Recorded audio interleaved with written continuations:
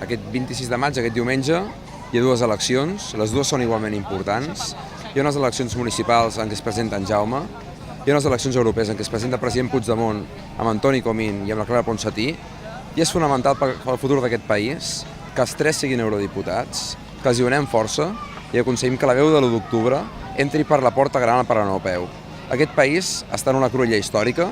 i és el moment de donar un missatge que aquest país no es rendeix i que guanyarem. Convidar els independentistes, els demòcrates, els sobiranistes, la gent que defensa l'autodeterminació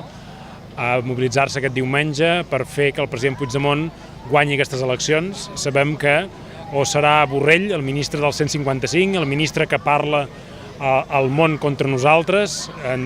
que defensa la repressió davant el món, o és Puigdemont, que és el president de l'1 d'octubre. I aquest missatge de que no ens hem rendit, de que no ens rendirem i que seguim allà on érem l'1 d'octubre, amb la democràcia i amb la república. Aquests darrers dies, amb la sensació de que la gent vol que qui està davant es comprometi de veritat amb que aquesta ciutat canviï, amb persones que s'impliquin, que ho facin amb valentia, i és el que ens demana la gent aquests darrers dies quan parla amb nosaltres. Pels esforços que vam fer llavors i pels esforços que anem fent ara, jo crec que segurament som els que estem més preparats perquè hem construït un equip des de la base i amb la força necessària per poder fer aquest canvi a la ciutat i liderar-ho per la nostra part si és necessari.